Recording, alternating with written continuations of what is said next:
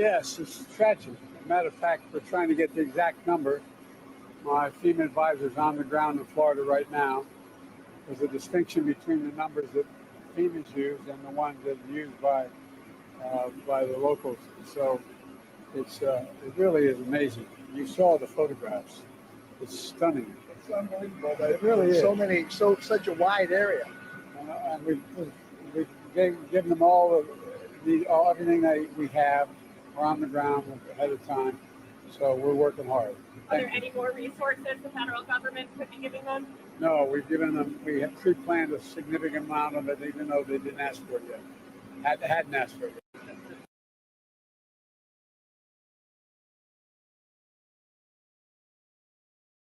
Jump on here and give y'all a little update. I ain't got to see it in person yet, but I've had pictures sent to me. Y'all keep me and my family in your prayers, because from what I see, I have no fucking home to go back to.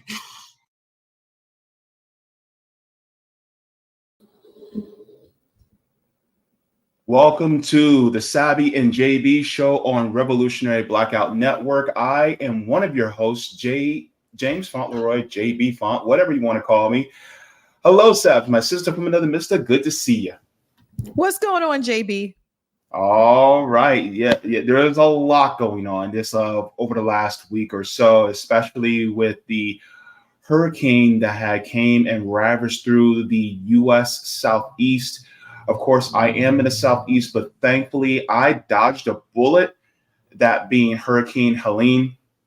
We're going to be talking about that, especially today, and really the insult to injury that the federal government is laying upon the citizens. But before we get into that, just to let you guys know, the Sabby and Jaybe show is available here on Revolutionary Blackout Network every single Thursday at 5 p.m. Eastern. You can also see Sabby Sabs later this evening, correct? Yep. All right. Also, by the way, you guys can find me here next Sunday. I will be here on RBN as well, as usual. And then you guys can find me on my channel on the Jaybe show. That's also linked in the description down below on Tuesdays at 2. Now, while we're at it, if you guys have not already, you guys can go ahead and give a like. This actually helps us out with the algorithm so that we can be more in front of you and reach more of you so that we can also activate and inspire. So thank you very much for that. Now, if you guys have not already, you guys can also get on our mailing list at revolutionaryblackout.substack.com so that you guys can get email notifications whenever we go live or upload any clips. And you guys can email us if you guys have any stories you'd like to submit or just have some words of encouragement that you like to give to us. Then you guys can go to revolutionaryblackout@outlook.com so that you guys have that there. Now, let's say hello to some people in the chat. We have quite a few already. Ready to get into it, Sabs? Let's do it. All right. So first off, we got somebody coming in hot early. Says, get those dancing shoes. It's Tammy Terrell and Marvin Gaye.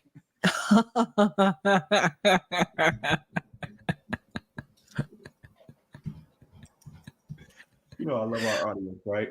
We appreciate the compliment. My goodness. You and I are more like we're kind of like Shaggy and Scooby, peanut butter and jelly. We're Michael and Janet. Yeah, I can't sing like Tammy Terrell, that's for sure. I can't sing like Marvin. Oh my goodness. We have Serena saying, greetings, comrades. I saw a flyer today for Democrat Democracy Dinner. That's $40 a pop to get in. And says democracy like charging $40 in a poor community for democracy. Eh? Yeah, they tend to do this often and not really make the connection that those events should be free. Yeah, because we ain't got it. Right. First come, first serve. Whoever gets there in time to get inside the facility. There you go. Kat Terrell says, this disappeared from my feed after I hit the notify. Interesting. The tube. The tube is always suppressing. Yeah, I mean, I don't even get notifications for any channel, to be honest. That stopped a long time ago. Interesting. I still get it for you. I still get it for RBN. Oh, I get RBN once in a while. I'll get Danny Haifong, a couple others, but I don't get it too often. We have Casey coming in saying solidarity and fire. My birthday is coming up and I can't wait to get a new RBN t-shirt. All right. Happy birthday, Casey. Yay, Casey. Yeah. Wait, like John with this food. Yeah, boy. All right. We have Solar Pump coming in saying Trump's GoFundMe raised $4.5 million for them. Wow, I didn't hear about that. I didn't hear about that either. Interesting. I got some thoughts about that too. Not about Trump, but about crowdfunding for this. I got some thoughts about that. Chris C says, "Oh man, it's that time again, y'all. Sabby and Jaybe lighten it up once again. Hey everyone." All right. We have. Let me see if I can pronounce this correctly. Achikario. Archicario, or is the CH a K sound? Is it Akikario? I don't know. Oh, Akikario. I don't know. When it comes to like some words in like Hebrew, things like that, like the CH is actually a K sound. Like it's not Nebuchadnezzar, it's Nebuchadnezzar, but it's whatever. Anywho, it says, "Hey, JB and Sab." All right, good to see you. Ty G says Florida's East Coast was barely affected by Helene. Yeah, I'm in Orlando, so I mean, we really didn't. Like some people got power outage, but I didn't get power. I got some lights flickering, but that was it. D Wonders, any relation to Stevie Wonder? Says I'm in East Tennessee, right down the road from you. From us, communities have been wiped out. It is so bad. Oh my gosh. D, please put in the chat some of the details about what's going on in your area so we can read it, and then we'll try to start so we can read it a little bit later. Okay. Let us know how you guys are doing down there. We have Leroy coming in saying peace and solidarity. Good to see you, Leroy. Let me see. Casey, another Casey says, tuning in from Florida, Southeast Sarasota. Good to see you from Sarasota. Johnny Davis says, hello, how are y'all fams? Good to see you. We have Jeffrey coming in saying hello all. We have Kat Nigrita says, happy Thursday. Good to see you, Kat. Steve Wolfbrand in the chat saying hello, everybody. We have Roger, the king of facts. It says, wait a minute. Was that compliment a play on words or double entendre outlining Marvin's last name was gay? I didn't think about that. Roger, I'm going to get you for that one. I'm going to get you for that one, Roger. JB is going to get you. Okay. We have massive. I am not reading that name. The stream didn't even show up on YouTube until I refreshed a few times. I'm not reading that name. I've heard that from a couple of people that for whatever, like not even just our show, but also our roundtable, the shows that start at 5 p.m. for whatever reason are not showing up for a lot of people. That's crazy. Yeah, I have heard that from people. In fact, Eric said the same thing. I meant to tell Eric said like the 5 o'clock shows for whatever reason are not showing up. That's weird. YouTube needs to tighten up. One more from Nicholas Shardusky says Kamala is only in this race to raise money and probably drop a book deal at this point. She's already written books too, but that wouldn't stop her from writing another one. You know, I'm pretty sure she'll write another book. Yep. And oh yeah, we got to do one more because this person's part of the RBN Orlando chapter. Katie Lewis says, greetings, comrades. All right, my comrade. And I will star that just for later. Okay, so what are we talking about today? Because this is going to be an interesting show to talk about. We're going to be talking about Kamala in particular. She's insulting hurricane victims, essentially. This is an insult. Yep. Look, I'm telling you right now, what this administration, you know what? I'm gonna amend my words. This regime is insulting American citizens day by day. I'm going to tell you right now, Kamala, you wrong. You are wrong. You and Joe are wrong for what you did. This is worse than Lahaina. Sad. Before we get started with what was said, I think it's best to start off with the lead up into what has happened, right? So last week, there was the hurricane. If you guys don't know, if you guys live in other parts of the country, there was a massive Category 4 hurricane called Hurricane Helene that barreled on the west coast of Florida and hit around Tallahassee area. So you have a Category 4 hurricane. Now, I live in Orlando. We got the outer bands of it. Just with the outer bands, we got power outages, right?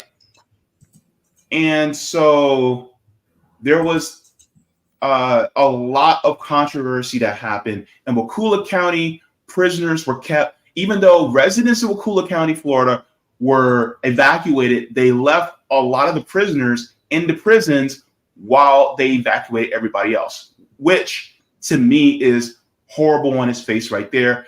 That tells you everything you need to know about people like Ron DeSantis.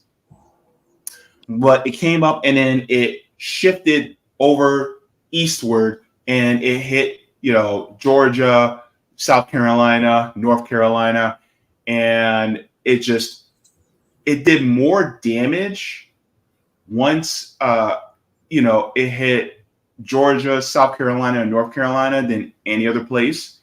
It is horrific at the scenes that what has happened. And so I just want to share some of the footage of what has happened in places like in South and North Carolina. One of the things that I want to share is some of the aftermath that has happened. So let me, and one of the things that I was sharing actually at first was, one of the things that I was sharing at first was a gentleman that in Georgia that was reacting to his home basically being destroyed. But I want to share this really quick. So this is Asheville, and I think I have a friend out here in Asheville, so it's rough. Tonight, an unfolding catastrophe in Asheville, North Carolina. Homes and buildings swept away by raging floodwaters that have submerged the town. It's beyond anything I've ever seen in my lifetime. Parts of the town not underwater, completely cut off. Somebody on a Facebook post said something about having to fly out of Asheville because you can't drive out of Asheville. That extreme. Yeah. With no power and no cell service, crowds formed outside this hotel, one of the only places in town with working Wi-Fi. We've been just trying to get on as much as we can and either get an email or a text out and just let everybody know that we're okay. We met up with Cindy Tran, her forever home, a self-described oasis ravaged by the cresting French Broad River nearby. The water came up so quick, halfway up to the second floor. We thought the way it just kept rising so fast, it was going to get to the second floor. So we had to get out. A similar scene in the town of Chimney Rock, virtually wiped off the map by floodwaters. Chimney Rock's gone. Flowering Bridge is gone. Meanwhile, the heavy rains triggering a massive mudslide that washed out this stretch of I-40, a major highway connecting western and eastern parts of the state. One bit of good news, two dams that were in danger of collapse, the Nolichucky and Lake Lure dams, now appear to be okay as water levels slowly recede. Helene's flooding rains bringing devastation to Tennessee as well. In Irwin, the scene of this dramatic rescue. patients and staff rushing to the roof as floodwaters engulf the Unicoi County Hospital. Both. Now, first of all, before we continue, I just want to say this.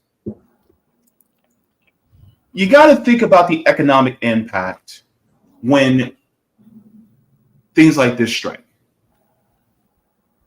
If a major storm was coming towards Orlando and we were under threat of a storm surge and they told us to evacuate, where would people like myself evacuate to with no money? Right.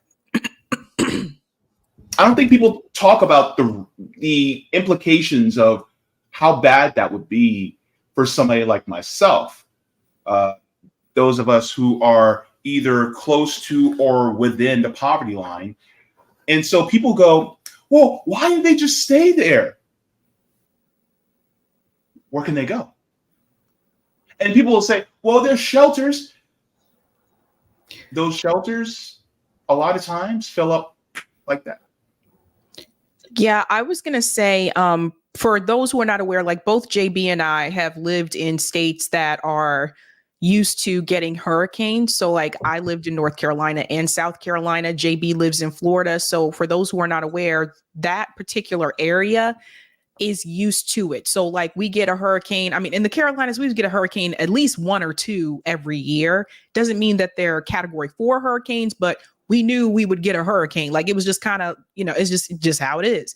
And the closer you are to the coast, the more likely you're going to be hit. So places like Charleston, South Carolina, Myrtle Beach, South Carolina, the Outer Banks in North Carolina, those places are especially vulnerable because those are the beach communities. They're right there.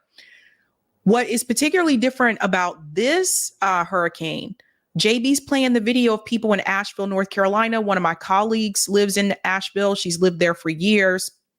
That is in the mountains of North Carolina. That's the western part of the state. It is not on the coast. And typically Asheville isn't affected in that way because the further west you go, especially up into the mountains, now you have higher elevation as well. They usually don't get this type of damage, but the coastal communities have received a lot of damage over the years from different hurricanes and storms. I can read to you what she said. I'm not going to put up on the screen because she ain't about this life, but she ain't about that YouTube life. But I'm going to tell you the message that she put out on social media 5 days ago. She said, we're okay. We have no cell signal, power, or internet, and the power will be likely a week before it is restored. The Asheville area is pretty much cut off from society with no cell signal or power and no way to communicate. The highways are closed in and out of the area, so we can't leave, but we are safe. So that's another part that's important. It's not like they can just leave and go somewhere else. We drove out and found a small pocket with cell signal, and that is how I'm updating you now. Our community is absolutely devastated with landslides because, again, they're in the mountains, flooding, trees down, etc. Lots of people are still missing. Thanks to all who have tried to reach out and check on us, it has been nearly impossible to respond because text messages are not going through. I'll update when I can. And that was the last post from her. And that was 5 days ago. So these are not states that are surprised by hurricanes. These states are, the people who live there are used to it. So we just want to make that very clear. Like people like me and Jaybe, we were used to that. So when people say, well, to the point, why didn't everybody leave? Number one, are people given fair enough warning to leave? Number two, to Jaybe's point, you have to have money to leave. If you evacuate, that means you have to be able to pay for a hotel room somewhere else. And not everybody can do that. And the other part too, when we think about this particular storm, in the past, sometimes these hurricanes have been known to change pattern. Sometimes they will say, well, it's going to go up this way along the coast and it can make a turn. There have been a number of times where there have been hurricanes and they said that it's a Category 4. It's going to be, or it will be a Category 4 by the time it hits land. And then there have been times when the hurricane hit land and that didn't even happen. It wasn't even a category 4. So this is what I'm saying. Like sometimes it can be rather unpredictable. So the last thing that you should do is to point your fingers at the residents, the people who, a lot of people have lost their homes, who have nowhere to go. The last thing you can do is point fingers at them. To that point, like Jaybe brought up, eastern part of Tennessee was also affected, you know? So it's a problem. And some people are putting this kind of on like Katrina level. Katrina, they gave warning and stuff too, but to that same point, when people said, why didn't all those people leave? Because again, those areas in particular are used to getting hurricanes. And there's a number of times they say this one's going to be the big one, and it's not the big one by the time it reaches the coast. But more importantly, people don't have the funds. Everybody does not have the funds to evacuate, especially if you have a family. You're talking about finding a place for you and your kids and your spouse, etc. And it's not cheap to do so. Yeah. Also, you got to remember these hotels also fill up quick. So if all the hotels are full, if there's no vacancy, then where do you go? You know? So I think that's another part that people don't think about. So it's on top of all that, you know. I just want to add something else too about Asheville. Yeah, but my final point is, and I've said this before, and I said it in a joking fashion, but I'm actually serious when I say it. If it's a Cat 1 or 2, if it's a Cat 1, that's just a storm to me, right here in Florida, right? If it's a Cat 2, I'm like, it's notable. I don't start taking things seriously until it's a Cat 3. That's Florida logic. I'm just being real. Once it's a Cat 3, that's when we start going, okay, this is a storm. This is a hurricane. So unless it's like a Cat 1 or 2 that's slow moving, that pounds for a long period of time, then that's a different story. But they usually just sweep through. But yeah, go ahead. Yeah, it's true. We used to have hurricane parties. Like I'm just again, that's how used to it we were, right? So I think another I wanted to make about Asheville, which I think a lot of people may not know if you've never been there. When I was in high school, Asheville, North Carolina was not one of the more desired places to move to.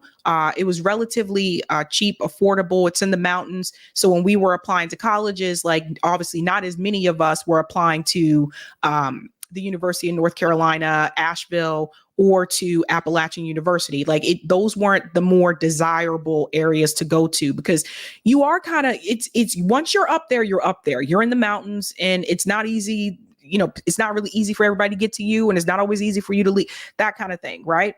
But over the years, what has happened is that Asheville has become heavily gentrified, and what once was a cheap place to live at is now pretty expensive.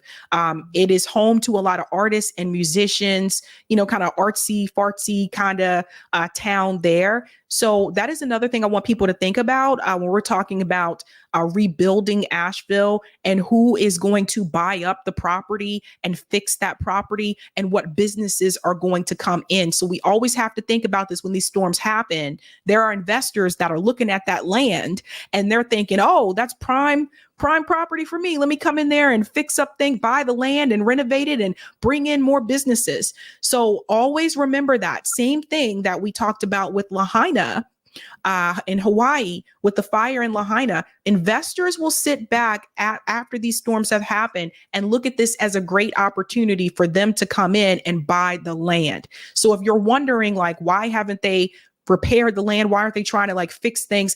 Because again, there is money at play here, and people really got to understand that.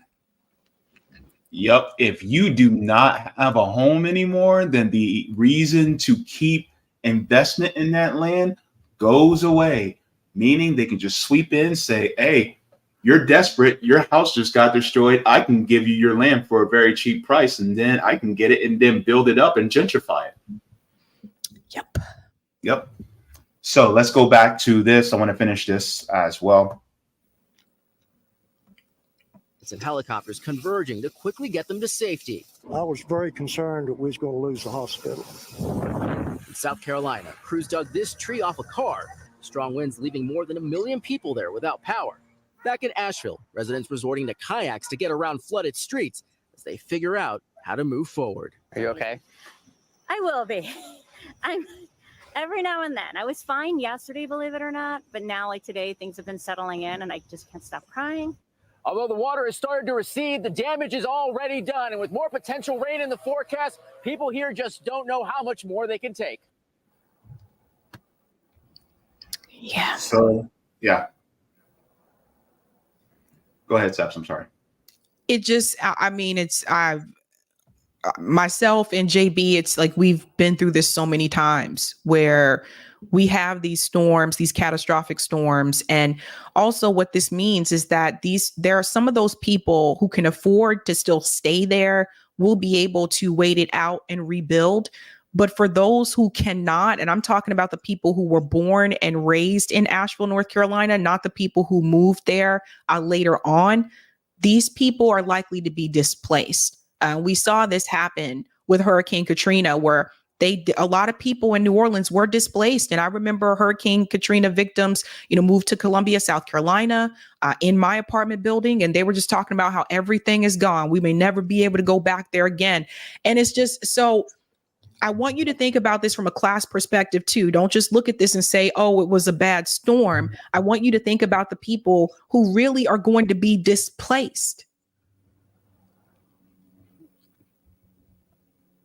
Mm-hmm. Absolutely. The thing is that a lot of times, and this is why we talk about climate change all the time. This is why we talk about climate refugees, because the thing is, a lot of times, some of those climate refugees may be coming from other countries, but some of those climate refugees may be us. And a lot of people don't think about that. How many climate refugees do you see in places like Asheville, right? I mean, they're full of climate refugees. And they're American people, they're American citizens. So when we talk about climate change, when we talk about how real of a threat it is, it's things like this. Now, of course, hurricanes are going to come, but we're talking about the intensity and frequency of these storms that may be coming. Because right now, the oceans are very warm, right? They're becoming warmer and warmer, and then that's what feeds these hurricanes. By the way, hurricanes spawn tornadoes as well. Yes. So you have these billions and billions of dollars of damage. We're talking Hurricane Andrew level damage. And if you guys remember Hurricane Andrew, I think it was back in 95. I think it was. So Hurricane Andrew just destroyed South Florida. And so I think it's important that we keep this in context as well. So one of the things that I wanted to do was I want to go, now that we've set that, I want to go to what Kamala Harris said. And I think this is indicative of really the U.S. government. And then we can discuss this as well, because I think Kamala is really just wrong for this. And I just really don't have much words for her and, what she's essentially, her and the Biden regime has really done in regards to the people of, the southeastern part of the United States. So let me do this. Hang on, let me switch because it gives, for some reason, okay. So let me go to my marker. I remember it.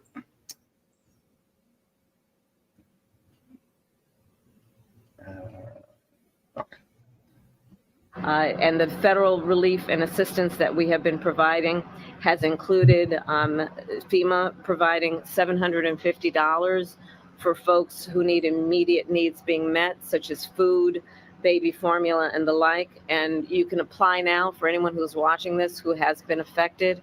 There are FEMA personnel who are going door to door to interact personally with folks, especially those who do not have electricity. But also that aid, if you have electricity, can be applied for online. And the federal relief and assistance that we have been providing has included FEMA providing $750. Sabs, Why? What is wrong with that? It's $50 more than what they offered to Lahaina. It really is a slap in the face. Now, money is apparently coming from FEMA, but the reality is $750 isn't going to get you anything in North Carolina. That's for sure. I can't necessarily speak about the other places that were affected, but $750 doesn't mean anything when you don't have a home to go back to. Okay. So I guess they expect you to take that money and use it to pay for food or whatever. But again, these people need a place to stay. They need housing. They need homes. And this type of situation has been continuing for quite some time. Now, they are giving billions to Ukraine. They're giving billions to Israel. They're even giving, and I'm going to see if I can find the video. They're giving money to other countries, more money to other countries. They're giving more money to the military industrial they're giving money, but they're not giving money to the American people. So you mean to tell me you have billions of dollars for Ukraine, you have billions for Israel, but when it comes to the American people, you're going to give them $750? Are you freaking kidding me? What if you're a family? What if you have children? What if you're a family of 4, a family of 5? What the hell is $750 supposed to do? That is not going to give you shelter. That's not going to give you a long-term place to stay. A lot of these people are going to be displaced. They're going to send them to other cities, just like what happened with Hurricane Katrina. So what is this $750 going to do? And where did that number come from? Who came up with that number? So this is very it makes me just want to scream.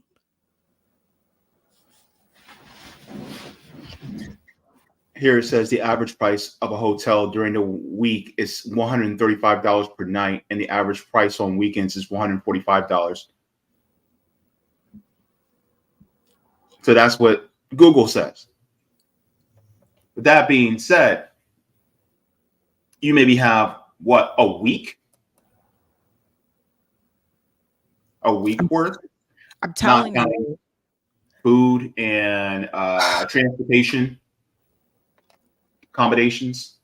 And not only that, but the reality is, what about those that were already unhoused? What about those people as well? I mean, when people say, well, just put them in shelters, there's not that many shelters in the state to house all those people. I'm telling you from experience. This is why, if you've never gone through it and you've never lived in the hurricane areas, and it is hurricane season right now, if you've never lived there, you may not understand this, but there are not enough shelters to house all those people. And 2, why is this country, saying, well, go stay in these shelters, here's $750, when we're one of the wealthiest countries in the world and they're giving billions to other countries? House these people. And so this is another example where the U.S. government, once again, is putting the American people last. And what kills me is that Vote Blue, no matter who people on social media are applauding this. They're saying, look at how quickly she got down there. Compare this to Trump in 2016 or during his presidency, etc. $750 is nothing. That is nothing. That's not even rent in North Carolina. Do people not understand that? That's not rent at all. Look, that's maybe half your rent in North and South Carolina. That's a quarter of your rent in New York. So, and another thing to add to your point, Sabs, when it comes to the unhoused, all of the shelters are full of people who had housing, but now it's destroyed. Right. So the people who are unhoused, who didn't have houses before, they can't get in.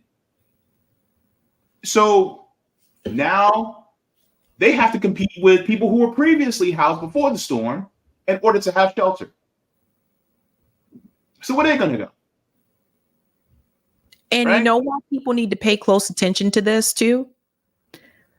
As storms get worse or increase, we are going to see more people displaced from weather patterns. So this is why I'm saying there needs to be a serious reckoning with this country. Mm-hmm. When we say we have to put Americans first, we really do have to put our people first.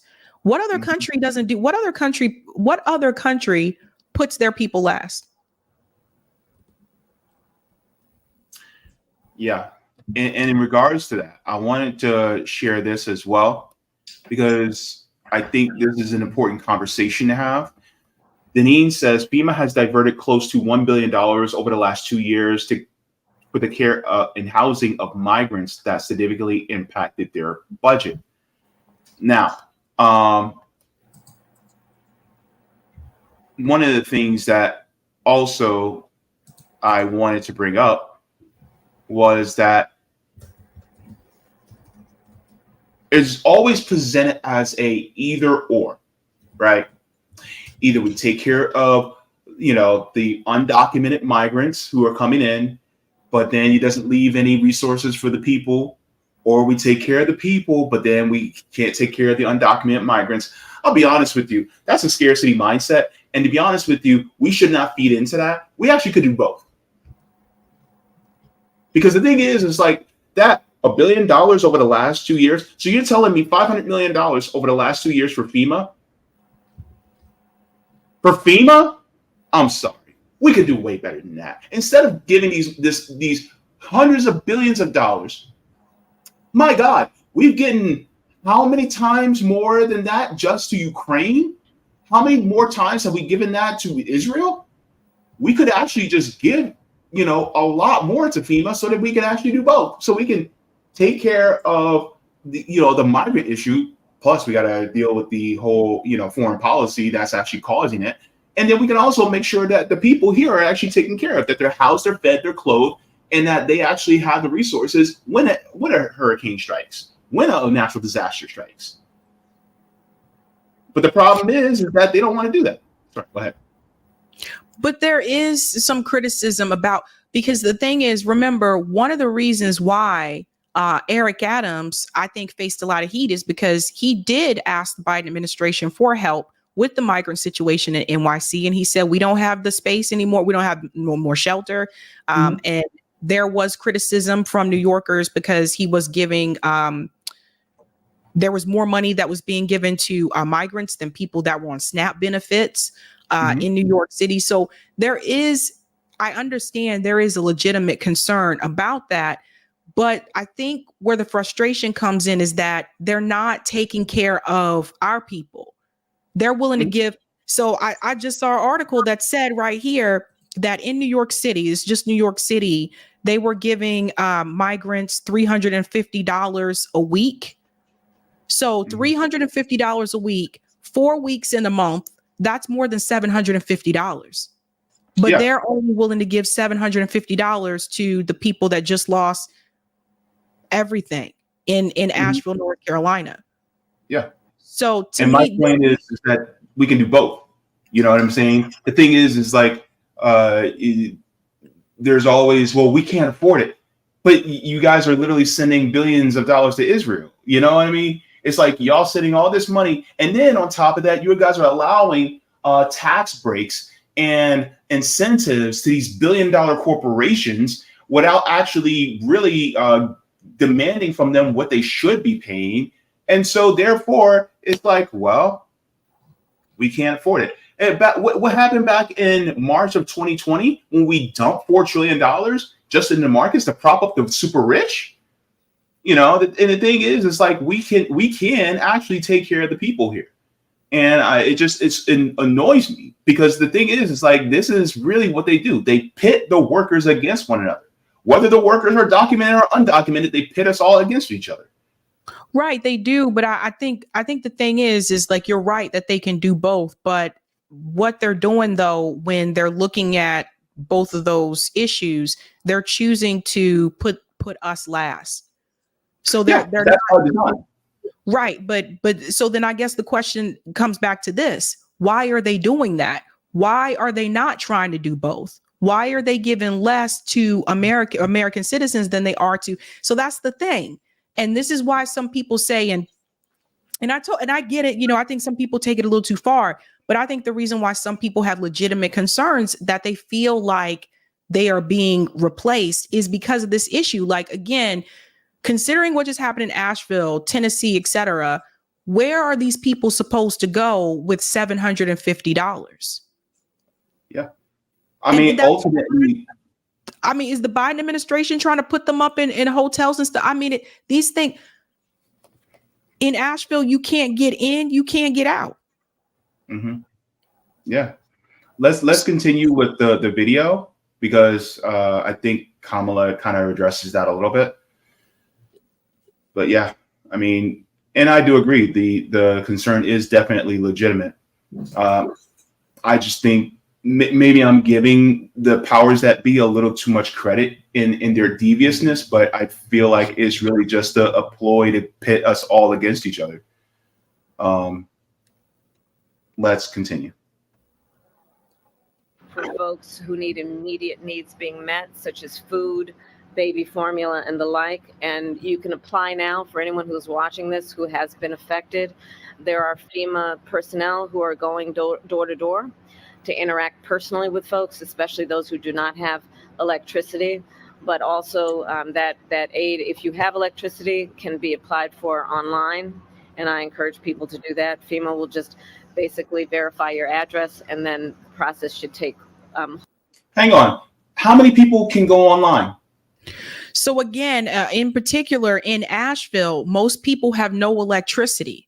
So I typically there would be people walking around that would have you fill out forms. So I know I'm pretty sure those people are also there too, from FEMA to get that information from people on the ground. So I don't know why she's saying like if you can go online, because the reality is, like I said, I read to you guys what my friend posted. There was only one spot that had electricity, and that, of course, you know, crowded with other people because everybody's trying to go to that one spot where there was a signal at that point in time. She has not posted anything since. So I don't know what they're thinking about. Yeah, it's crazy. Let's continue. Hold.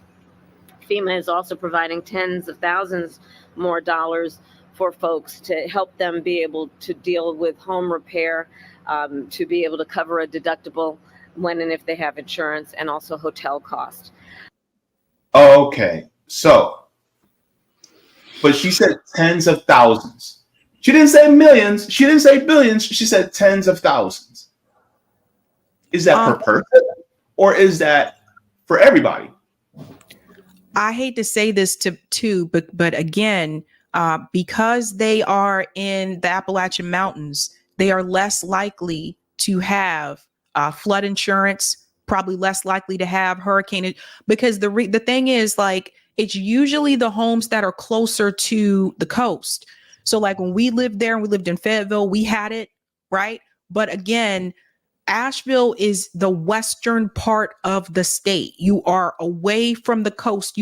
So I'm wondering how many people in Asheville actually have flood insurance, because again, if you're a higher elevation, you're less likely to have flooding issues when compared to people that are at a lower elevation area, right? So Florida is easier for Florida to flood than it is for, like Asheville, right? Because of sea level. But I wonder how many of those people actually have that insurance, Jaybe, because notice what she said at the end there, if you have the insurance. But my question is, how many people also could afford insurance? Because insurance rates are going through the roof on a lot of people when it comes to housing. So to add flood insurance, those premiums you have to pay. I mean, a lot of people just can't afford it. It's like they're already struggling just with homeowners insurance. So that's a whole other variable that, a lot of, people who may be on the outside, who may be a little bit more closer towards middle class, they probably just don't think about, your insurance. How many people have lost their transportation? How many people have cars?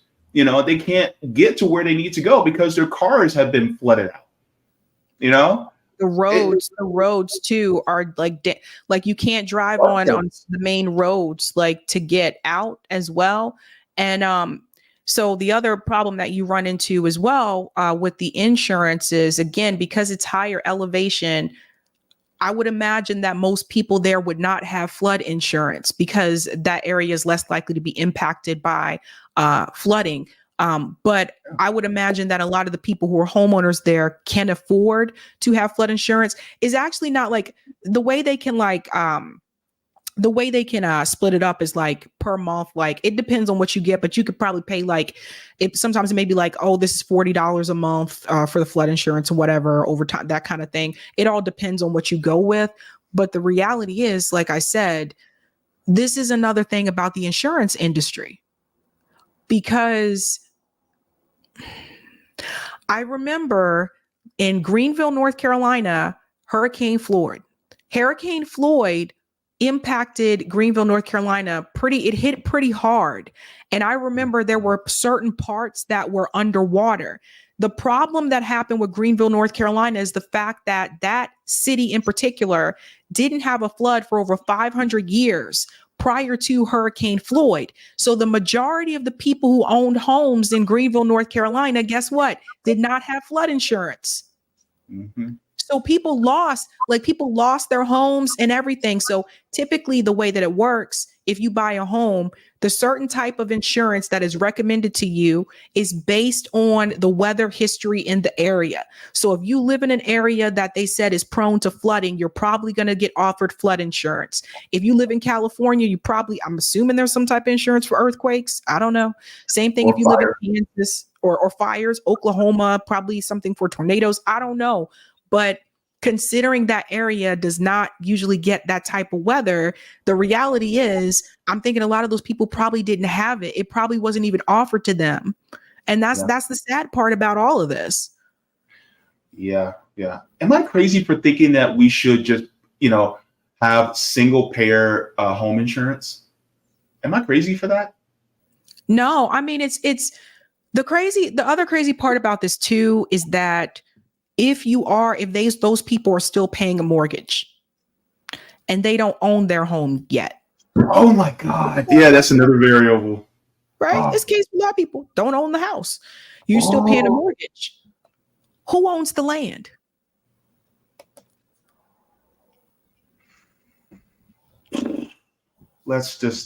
And then I also have another video to show, but let's continue.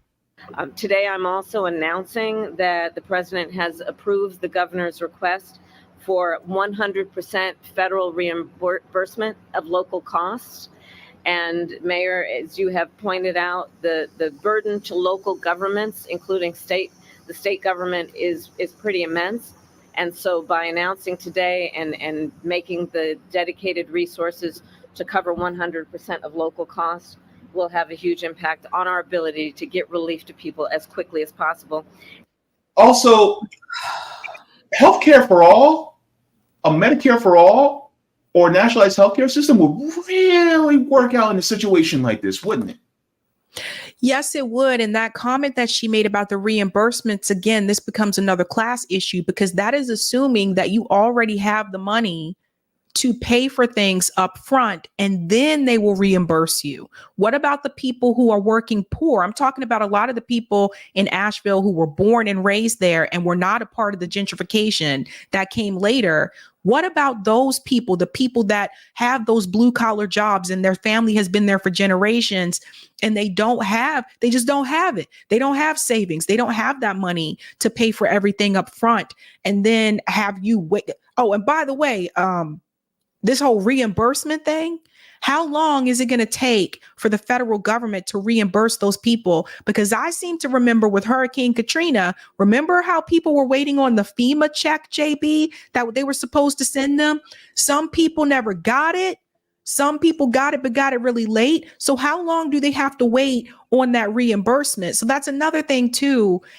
She's trying to win North Carolina. This is not a good look if she's trying to win North Carolina, because the reality is, look, folks, as much as they keep telling you that it's really close, I don't think it's close in North Carolina. I really don't. Is it a chance that she could like swing some people her way, particularly in the college areas? Possibly, but I don't think it's as close as people say. And Asheville, North Carolina voted for Bernie. If you guys are not aware, Asheville voted for Bernie. It's artsy music, kind of town. So Kamala is someone like she's to the right of Bernie. So just think about that for a second. And I don't know, man. I don't know. Like that's not good. That's not a good look. I also have another question after this video, but I think that's another variable that I don't think some people don't think about when tragedy like this happens as well. Let's get into the death toll. Now, the latest on the aftermath of Hurricane Helene and the desperate search for people still missing. The death toll climbing to at least 166 people across the Southeast. The situation remains dire and hard-hit in North Carolina. Morgan Norwood is in Asheville for us. Let me ask you this. How many people have life insurance to be able to pay for death expenses for the sudden death of those 166 people? Yep. Not everybody has life insurance. Not everybody has insurance for in case somebody dies. You know how much it costs? Because I had to bury my grandmother last year. Do you know how much it costs just for burial or cremation? These expenses are not cheap at all. So you also have to worry about that on top of losing a loved one. That's another expense. We're talking thousands and thousands of dollars too. And it's one of those things like if you're low income or if you're poor, you get hit with the sticker shock of funeral costs. So it's like, instead of, trying to spend that time to grieve about your loved one, you now hit with another level of stress as to how you're going to pay for all of the funeral expenses. And that's just a reality that people like Jaybe, you went through that. I know my parents went through that. Like it's a sticker shock, and it is a reality that they now have to deal with as well. Yeah. You shouldn't have to go on a payment plan to pay for the burial of your loved one. Nope. They even paywall death. That is sad. Good morning, Morgan. Robin, good morning to you. We know President Joe Biden is headed to this region today, set to fly over all of this devastation in Helene's path. And I want to give you a live look at our drone, a bird's eye view of the types of scenes that the president will see when he flies over. You've got these shipping containers tossed over by this raging river, almost like toys, a U-Haul truck back there, more of those box trucks scattered throughout the trees. I mean, the devastation here is extensive, and this area is in desperate need of relief. This morning, the desperation for food, water, and power in the wake of Hurricane Helene reaching a breaking point. We just need a way in and out of here. 6,300 National Guard troops racing to get aid to those in need, along with an army of volunteers. The death toll skyrocketing. At least 166 people killed across 6 states and hundreds of people still missing. New images from storm-ravaged areas continue to emerge. In Irwin, Tennessee, ambulances towed away where dozens were rescued from the roof of that hospital. Dump trucks filled with trees and debris. And back here in North Carolina, dramatic dashboard camera footage capturing this moment that a couple narrowly missed being. Sabs, you said something? I was gonna say that's one of those mudslides right there. So you see how quickly that can happen. Mm-hmm. Yep. Swept up in a landslide in the Blue Ridge Mountains. Landslides and flooding washing away roads and bridges, making it nearly impossible to get to those in need. You're cut off. We're cut off. You're going to use this. Meanwhile, search and rescue efforts growing more dire. Rod and his wife, Kim Ashby, were inside their home as it floated down the river. We know that a neighbor saw the house actually hit the bridge, and at that point, the house started to collapse. A tree separating them. Rod rescued Tuesday night. His wife, Kim, still missing. Losing your most loved one when you had her in your arms and now you don't. I don't imagine there's much that can compare to that. She's a breast cancer survivor. It's hard not to hold on to that hope.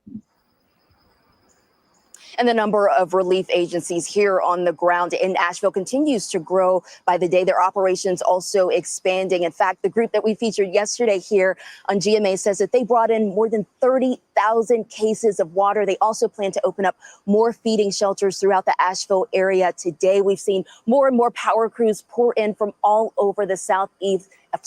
But again, that relief is growing. But again, it can't come fast enough for the folks here still reeling, guys. And thank goodness for. So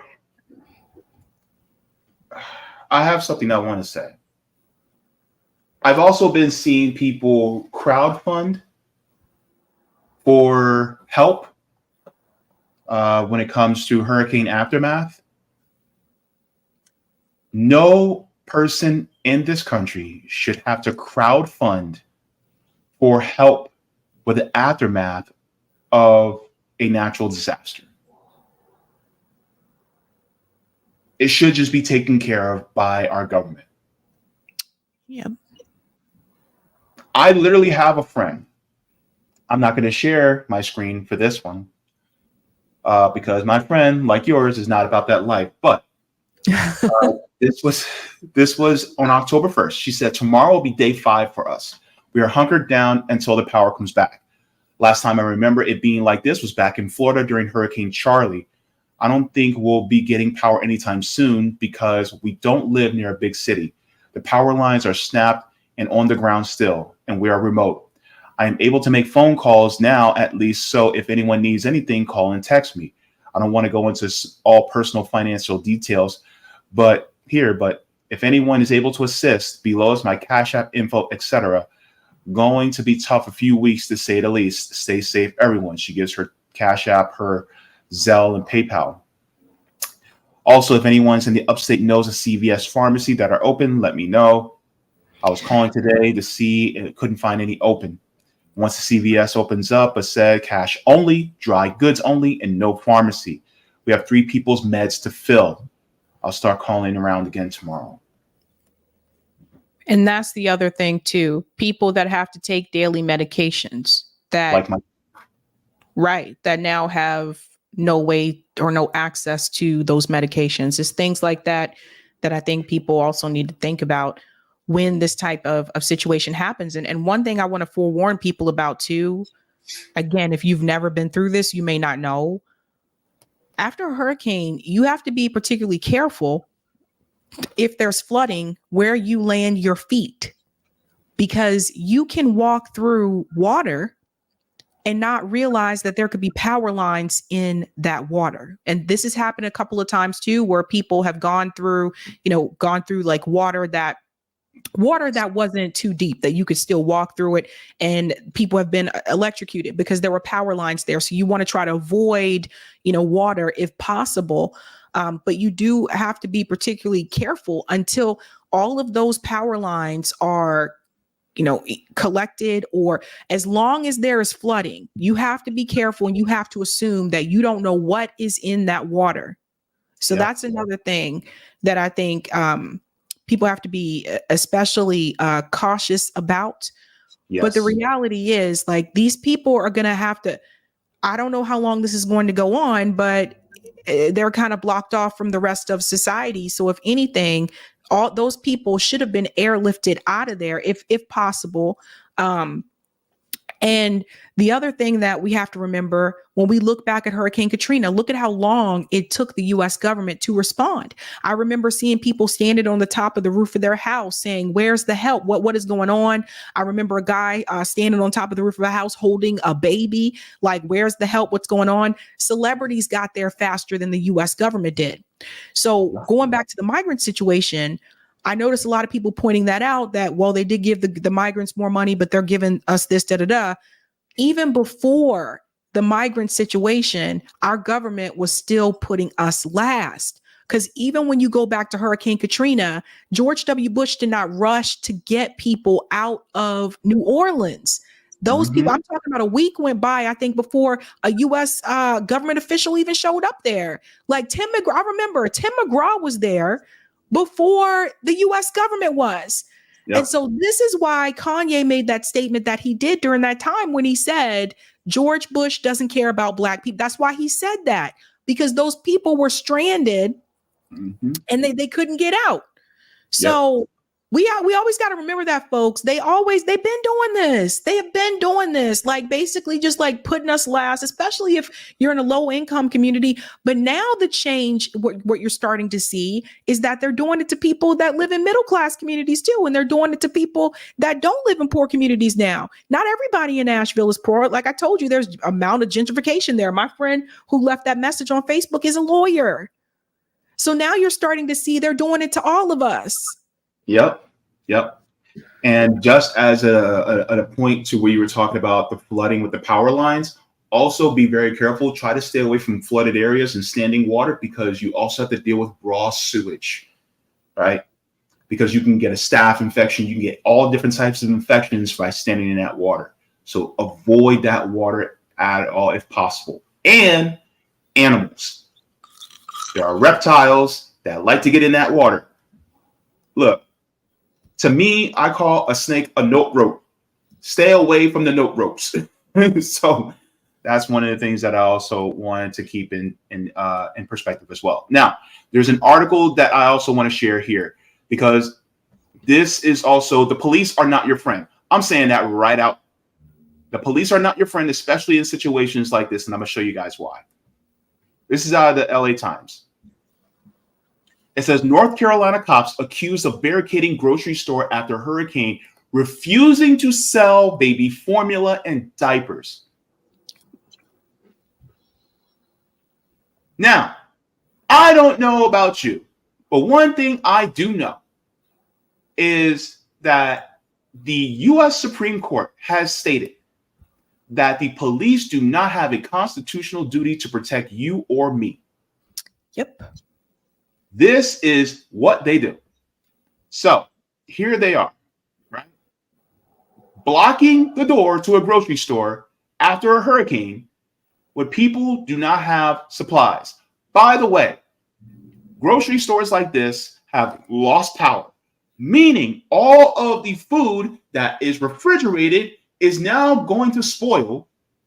And instead of letting the people actually get to that food, and they were going to buy, but instead of letting people get to that food, they just let it sit there. They were more concerned about protecting property and instead of protecting and helping the people. Yep. It says residents in a small North Carolina town were shocked to find police officers blocking local grocery store entrance and refusing residents access to life-saving goods. Over 3 days, Hurricane Helene devastated much of the southeast region of the U.S., killing more than 100 people and leaving millions without power. North Carolina was one of the hardest hit states. More than 30 deaths occurred in Buncombe County alone, according to WITN, and Black Mountain, a small town near Asheville, was one of the worst affected areas. Considering the dire situation, Black Mountain residents were shocked to find police in front of a local grocery store, blocking community members from buying food, diapers, and even baby formula. They weren't trying to loot. They were just trying to buy. It says ex-user Raphael sent an initial tweet seeking assistance with finding a plane or helicopter to help him and his wife get out of Black Mountain and in their home to their son. In a follow-up tweet, he wrote, the couple had been sitting in the Ingles grocery store parking lot for nearly 6 hours, but Ingles refused to open or sell anything to anyone, even turning away families with small children and babies. So he says, update earlier today, my wife and I sat in the Black Mountain Ingles parking lot from 10:30 a.m. to 4 p.m. Ingles refused to open to sell anything to anyone, even turn away families with small children and babies. Families begging to purchase diapers and formula were turned. Yeah, it really doesn't surprise me, because the first thing they think is, oh, people are going to try to loot. And I'm like, the food, you're going to have to throw the food away anyway. You're going to have to throw all those things away. So there's that. And also, by the way, these stores have insurance. These stores are insured. So even if they were to give those supplies away to the people, these stores in particular have insurance to protect them from theft, etc. So again, this is, I don't know how many examples Jaybe and I have to show you, or Nick or Rome have to show you, that they care more about property in this country than they care about people. Yeah. And he continues, says they were turned away and told, we don't have anything, when they could see clearly through the front windows that was a lie. We were told then to go home because there was a curfew beginning at 7 p.m. Cops began to barricade the front door with their vehicles. So ultimately, right? What you can see is they have barricaded these doors. I'm sorry, hang on. Let me open this back up. Let me share. As you can see, they're blocking people from actually getting what they need. And like I said, it's not like, oh my goodness, they're looting. No, Right. they're literally trying to purchase. They're trying to keep the capitalism going. Yep. So, you know, and then there was another story. I came across it that a guy, actually, you know what? Yes, here it is. This is crazy. This is why I cannot stand this capitalist system, because people will use whatever they have in order to exploit others. So this is another one.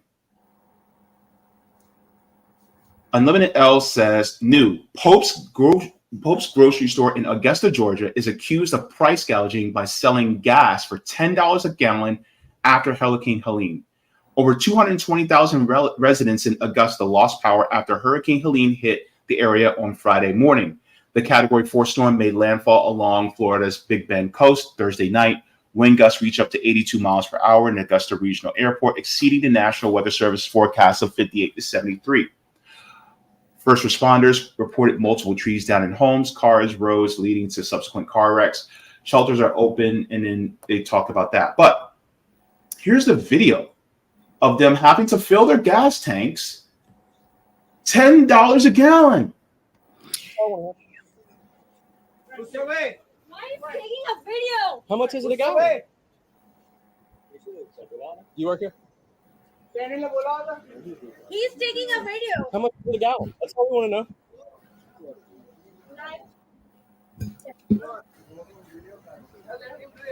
You're filling gas, right? How much a gallon?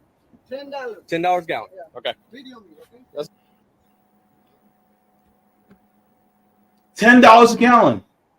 And again, something like this is not uncommon during this type of situation. And again, going back to those that are saying, well, the people should have evacuated. When you do evacuate, this usually happens after the call has been made, you know, by like the media. You get a warning when you do to tell you it's heading this way. When you do try to evacuate, oftentimes what you'll run into at the gas pump is long lines. Gas stations will run out of gas because so many people are trying to leave at once. So you'll still run into an issue with trying to get the gas to get out of the area unless you already have a full tank of gas. But the reality is a lot of people don't have a full tank of gas. So this is one of those, you know, things that I will say, my dad did tell me about. He said, always try to have cash. And I'm not good at that. I think a lot of people part of my generation are not. My dad said, always try to have cash, always have a full tank of gas. And again, I'm not the best at doing this, but even then though, eventually it'll get to the point where you still will need gas, depending on how far you're trying to go, depending on if you have to sit in traffic because you're trying to evacuate, etc. And that's capitalism right there for you, Jaybe. People selling like gallons of gas for like $10 a gallon. And that's because it's in high demand. So they increase the price of it. That should be illegal, what that guy was doing there at that gas station.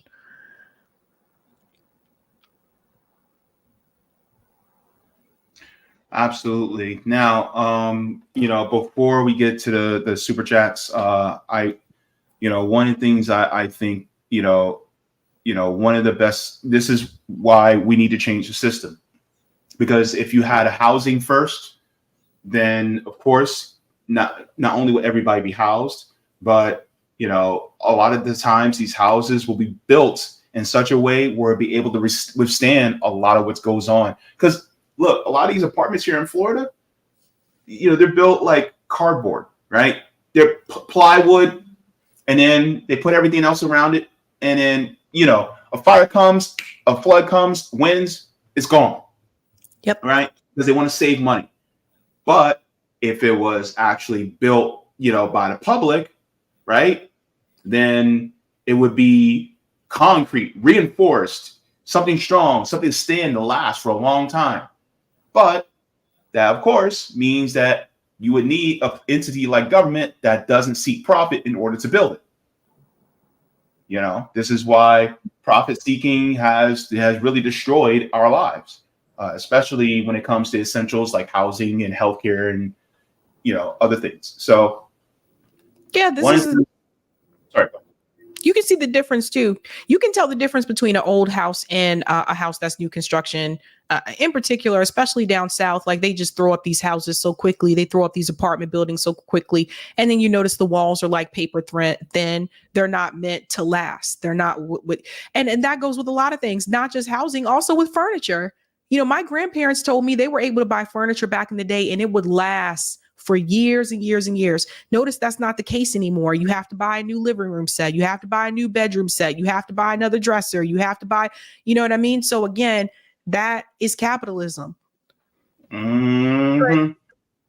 Yep. And so, we have to think about all these different variables when it comes to, natural disasters. This is why we have to end this climate emergency. This climate emergency is affecting a lot of us, especially those of us who are lower income and poor.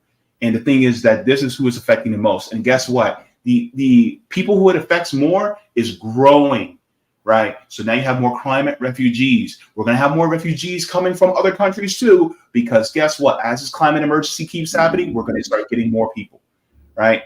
On top of all that, you also have to realize that, you have these corporations that want to keep things going as far as their profits are concerned. So they're going to price gouge at more than what they are doing right now. Think about the mom and pop small businesses that are also suffering too. Their livelihoods washed away. Think about the people who have to go to work tomorrow, but they can't go to work because their job has been flooded. So you can't afford to earn them in order to be able to survive. You just brought up the employment issue, which I also think people may forget about if they haven't been through this situation. But if your job no longer exists, like if your employer, if the building of your employer no longer exists, you don't have a job. Does everybody understand? Like you don't have a job. Like your job is gone. Unless, you work remotely, that's another different thing. But the reality is, if the building that is your employer is gone, your job is gone until they can rebuild. So that's what I said again about the $750. That's nothing. That's nothing for these people. I don't know if they're going to try to make it so that they would have to file for unemployment. That's another thing. Then now you might have to file for unemployment, not to your fault. Right? So that's something to think about too. And another thing I want to bring up is pets. People that have pets, when you guys say just evacuate and leave, that means they have to bring their pets with them. And they have to bring the pet food with them, their dogs, their cats, all that stuff with them. And some hotels do not allow pets. And this is another reason why some people will stay. So the worst thing I think that I saw was just people online trying to shame the residents, shaming the residents. Why didn't you guys prepare? Why didn't you leave? Why were you still there? Why did you da-da-da? And if you've never been in that situation, I think people just don't understand. I don't know. But that's coming from a privileged position, right? Because a lot of times people go, well, why didn't you leave? And it's like, well, can they afford to leave? Right. And the thing is like, some people, they can't leave, maybe also because housing wise, like maybe they have a loved one in the hospital and they can't leave because their loved one may be in the hospital, and they want to stay near their loved one. Or they have family that can't leave and they want to stay near their family because their family can't afford to leave, but they may be able to afford to leave, but they can't afford to take them and the family that doesn't live with them to go as well. There's a lot of different variables here. Mm-hmm. So this is why we talk about mutual aid and building up things. So with that being said, I do want to share this before we get into the chat. Something that it's important and is relevant to this, but it might make you laugh a little bit. I just want to, raise things a little bit, because I don't want us to end on a very negative note, but I do want to still also make you laugh. So, Sabs, you're going to enjoy this. So he's talking about the storms, the other ones that are going to be coming, but here we go. Open your ears because we got a couple of tropical meatballs that are about to turn into full-blown forget-about-it's out there. We got some energy. Listen to the wind blowing. It's like she's blowing on me. Anyways, that's exactly where Helene formed, and that got 40% chance, and we're about fucking a week out. Bathwater in the Gulf of Mexico, which that's what makes all of these hurricanes explode in strength. And unfortunately, the next projection for a hurricane is supposed to hit Florida. This projection is going to be like the Pensacola area, a little bit more west, but this is like almost 2 weeks out over here. You hear me? Now, what you see when she starts running these models is over by Cancun. You think that that's where the hurricane is, but it's really right there. And it's going to grab that energy from the first fucking one, all it all together, tell you to go hit your mother where the sun don't shine, right? Start turning out there like they're in fucking Studio 54 dancing on that booger sugar. Look at this. Boom. Grab some of that shit from Mexico, turns right and says, go fuck your mother. And unfortunately, that's the same areas that got hit up in North Carolina, Atlanta, South Carolina, Charleston. Be safe. Open your ears because you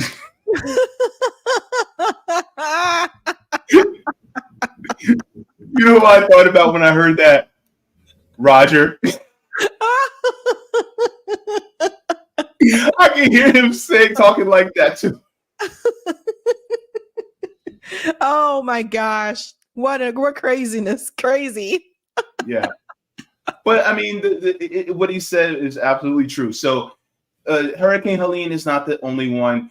We are literally in line for more. So, this is why we talk about the climate emergency. But with that being said, I want to get to some of the comments in the chat as well. If you guys have not, please go ahead and give a like to the stream. That helps us out deeply. So thank you very much. So just checking on the Rumble to see if we have any Rumble rants. I don't see any at the moment. But if you guys do send any, then I'll check right before we end. Thank you very much for that. Let's go into the Rockfin. Let me check on there. Of course, we have Roger in here. A couple of effing meatballs in the Atlantic. Oh my gosh. Speak of an angel and he shall appear. Roger Meadows says, for years, I get alerts from everyone I'm subscribed to, no matter who they are. I have a Samsung phone with Android operating system, as you know, developed by Google, who owns YouTube. Could it be all of you don't get alerts because all of you are using an iPhone? This is exactly why we need a 50-state public banks. This is precisely what a public bank is used for. Disaster recovery to rebuild infrastructure, creation of surplus to deliver checks.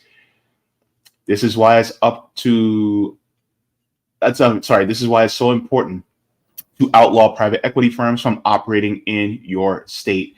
A public bank can possibly be used to facilitate, replace disaster insurance as well. This is what I meant by divvying out checks.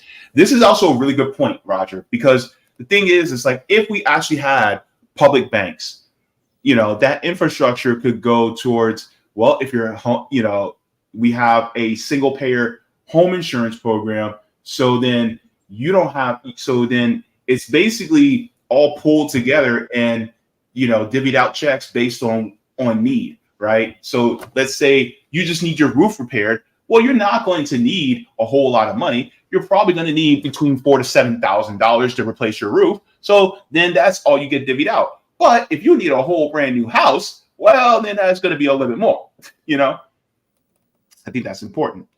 But, that's a whole nother conversation, because a lot of people have not started talking about single payer homeowners insurance. I also think we should have single payer car insurance too, but that's a whole nother conversation. It makes me wonder. I'm going to look into that iPhone thing that he said. I'm curious about that too. If those people have iPhones. That's true. Also, iPhones, I think Apple is being sued by the federal government because they are manipulating and making sure that it tries to push people to have iPhones. But yeah. Merrick Garland's coming after Apple for that one. This is a link from Hempcar about Tennessee lithium. Says the Tennessee Lithium Project is a planned lithium hydroxide production facility in McMinn County, Tennessee. Who knows what chemicals can come out from that after a storm? I'll put that in the chat. And then this, is that the same one? No. And then this one's also about the lithium. Okay. Thank you very much for that, Hempcar. And now Roger also says, Sabrina, you also have to understand that wasn't all George Bush Jr.'s fault, but most of the fault on the governor. You see, the federal government can't go in to help unless they get the okay from the governor. Governor Kathleen Marie Blanco at that time, pride got in the way and was like, no way we can handle it. When we got too much for her, that's when she called FEMA asking Bush for help. When blaming president never forgets governors. Good point. Yeah. Now, couple that with the ILS strike going along Eastern Seaboard. Sabrina, notice you said these houses are not built sturdy to last, but built cheap instead. Those are GOP reinstates, which means deregulation to satisfy real estate developers. So there's that. Yep. Absolutely. Because people talk about, regulation gets in the way of us making money. And the problem is that regulation is actually there to protect people in cases like this. I think that's a good point. Yep, absolutely. So let's go into the rest of the chat. Let's go to the super chats first. So Christian says every single bomb, drone, missile, rocket, etc. drop abroad is being felt right here at home, and most Americans are too aloof to even know or realize it. Absolutely, I agree. Christian also has been a channel member for 17 months. Christian says, let's not forget about the port going on strike. This is going to be a huge, on top of what's going on, right, Sabs? It's the October surprise. It is the October surprise, And the thing is, all those building materials that are going to get stopped at these ports that could go into Tennessee, North Carolina, South Carolina, Georgia, they're going to be stopped. So rebuilding is not going to happen. I know. This is, I bet you people will never take the port workers for granted again. That's for sure. Hell yeah. Chima says $750 isn't even enough for food in many states. Shalon says she took a week to get there after a fundraiser in California, then showed up with just $750. Not a Trump fan, but he showed up to North Carolina and Georgia with trucks of supplies. Just wait, the dock workers will be demonized when supplies are held up. Some people are already demonizing them, by the way. Of course they are. They should have started paying them what they were worth at, before they did this. Chima says, if you go to Kamala's page, you will see her supporters telling everyone to stop whining and grow up. That tells you her base has no morals. PMC. Mm-hmm. Natalie says BlackRock signed a $90 million contract for lithium in the hardest hit area by Helene. There you go. James Starks. Let's get it. Send a super sticker. I got that from you, Sabs. Oh, it sounds like a superhero name. Yeah, right. Septine Patterson says, I heard Biden gave out $750. Is that true? I was without power for almost a week outside Charlotte. Biden sucks. Yeah, we're talking about it right now. It's just sad. Woof. It's a lot of people in the chat. Just checking to see if we have any more super chats. By the way, while I'm looking for that, Sabs, what do you have going on tonight? I'm just going to cover 4 news stories, and we're going to go through the Massachusetts ballot initiatives tonight. Massachusetts. Yeah. Okay. Cool. Cool beans. I'll be hitting up your state pretty soon, Jaybe, Florida. Florida has some pretty interesting initiatives as well. Yeah, I covered them all. And I want to see your take on the initiatives that I'll be covering. Oh, by the way, I need to send you the link to KD Lewis. He also writes articles. He lives here in Florida. He's part of the Orlando chapter. He actually wrote an article about all the initiatives that Florida's doing too. What? Yeah. Yeah. That's what I'm talking about. So I'll send you the link to his articles because he actually goes over them too. And he goes over them from an anti-capitalist perspective. Really good, really good. So I'll send that to you. Cool. I forgot. Team Green every single day. That's a question now. Nice. So with that being said, look, all I got to say regarding this whole different issue is this is why we need to change the system, because we need a disaster preparedness that actually reinforces actually bringing up supplies. Because ultimately, if we actually had government entity that kept a supply warehouse in place for things like this, then we wouldn't have to worry about having to depend on corporations and people having to buy it in order to be able to help people. We should be able to just have it in stock and go, okay, we have spare lumber in stock for building, or we have spare, cinder blocks and concrete just to be able to help. It just exacerbates the flaws of the capitalist system whenever tragedies like this strike. Yeah, so, you're right. You're right. Yep. All right, everybody. So we're going to head on out. Thank you very much for everybody for tuning in. And look, like I always say, do all the things if you got them, and water your plants, water yourselves. Also, solidarity with all the people who are out there who are still victims. It's horrible. Hang on. Septine says, I hate to be that guy, but it's Septien. I'm sorry. Thank you. Kid from Harlan's butchers my name. I'm sorry. Thank you very much. All right, everybody. So just to check on the Rumble rants to see if we have any, and I don't think we do. I think we are pretty much good to go. Yep, we're good. So everybody, deuces, bruises. Say goodbye, Sabs. Adios. All right. Shout out to all the patrons on Patreon. Thank you very much. You guys have yourself a lovely day. Bye-bye.